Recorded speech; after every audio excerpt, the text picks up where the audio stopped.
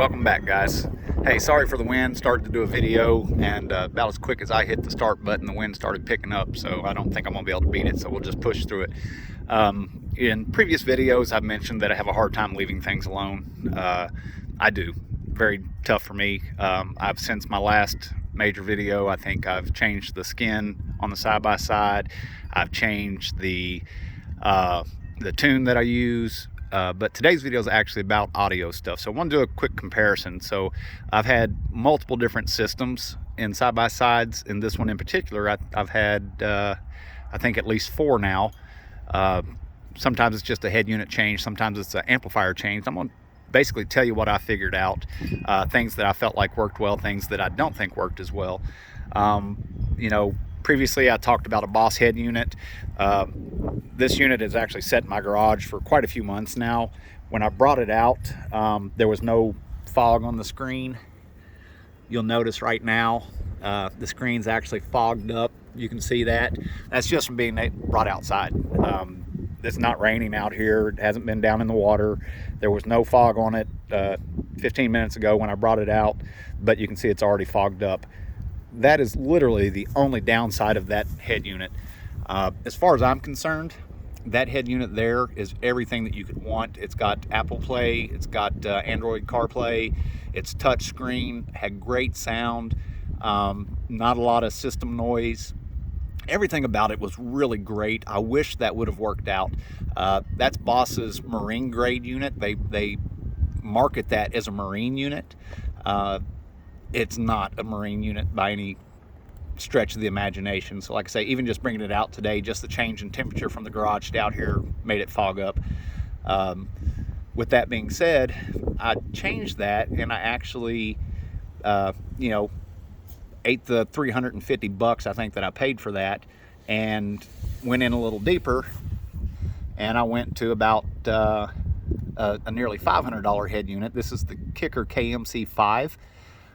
This is a power sports head unit. It's made for rough environments, rough elements. As far as it being able to withstand the weather, it's done a great job. Never fogged up, never failed, but it had some fatal flaws. The biggest flaw to me, the one I just couldn't overcome, is there was a lot of noise, and it wasn't necessarily just engine noise. So when you give it gas, it didn't change the pitch of the noise that was coming through the speakers, but there was always noise coming through the speakers. Even when the machine wasn't on and the key was just turned, there was noise coming through the speakers. It was really disturbing. That's a very expensive head unit. The second flaw to this is that when you turn the key off, if you didn't turn the head unit off first, you'd get a major system thump. I've had $99 Rockville head units that work great, that didn't do that. They didn't have system noise. They didn't have system pops. I've bought an aftermarket Hyphonics head unit, not the one that comes with Kawasaki's system, but a separate one. It didn't do that. So I thought, pretty disappointing when you spend almost $500 on a head unit and some pretty basic things like system noise and amplifier popping. They couldn't work through that before they sold the system. I'm sure not everyone's had that problem. There's probably some people that are using this that really love it, and I hope they're having good luck with it. For me, it was not going to work. That brings me to where we ended up over this past week, having a few days off. We've actually switched to a Rockford Fosgate head unit. Now this right here is actually just the remote.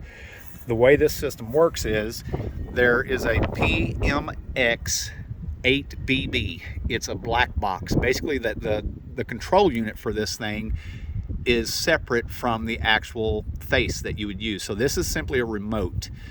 It's a full-size remote. It requires you cut a 7-inch hole in whatever faceplate that you're using to mount it on.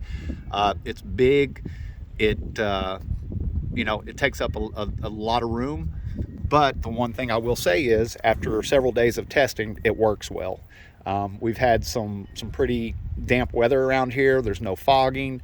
Now it's not touchscreen, which kind of helps with the fogging. It's not a touchscreen, so they could actually seal it. The lens is actually epoxy coated to the faceplate, so nothing can get between it. It's not cheap. I did buy this open box, and I bought the black box that goes with it open box also.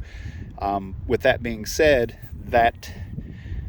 those two pieces together, if you buy them new, be prepared to spend about $1,000. I saved a little bit of money by getting them open box, but still put a lot of money into it that, you know, after spending $500 here and $350 there, I really was hoping to be done spending money on head units, but I think I've landed in a good place with this one. The other thing that I wanted to talk about while I got your attention is the amplifier system. So previously in another video, I talked about this little Hyphonics amp that I have. When I say little, I mean it's little. You can see, you know, I can cover the majority of the amp with my hand. That is a powerful little unit. And it's a very clean unit, and it puts out a really great sound. It's basically 4 channels. You've got a front left, front right, rear left, rear right, and then it's got a subwoofer out. All of those work really well. The only issue I have with this particular amp, and the reason that it's sitting on the table and not inside the machine right now, is this is a marine rated amplifier, and I'll show you the area that I have trouble with is actually these little knobs, these little buttons rather. So they're switches that go back and forth. After being in the machine for a while, I noticed that I would have one set of speakers would cut out off and on periodically. Went through, checked all the RCA cables, chased wires, beat myself to death, and then realized that I could make it come back on by simply flipping that back and forth. With that being done, you know, after a while, I couldn't get it to come back on by just flipping it back and forth. So I actually had to open up the amp. And basically what happens is, while this is a epoxy coated board, it's marine rated, those switches are not. There's a small piece of foam just behind that switch that's supposed to keep moisture, dust, and dirt out of there. It just doesn't work very well. So I cleaned it up, put some dielectro grease in there to keep it working. It did work for a while, but eventually that stuff wears out too, and it started doing it again. And with the amount of money that I have invested in the machine, the amount of money I have invested in audio, I just wasn't willing to settle for that. So decided to trade that out, and you may have noticed already what you have underneath here is a box for a car amplifier. So I will say this, I like the little Hyphonics amp so much that it was heartbreaking, because I actually had to buy 2 amps to replace it.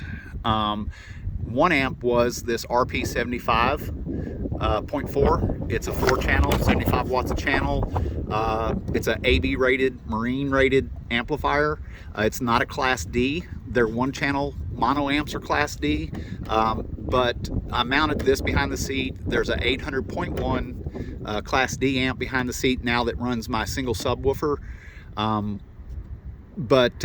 Again, so these are some of the upgrades I've made. I've had some other Scar stuff. I really like Scar.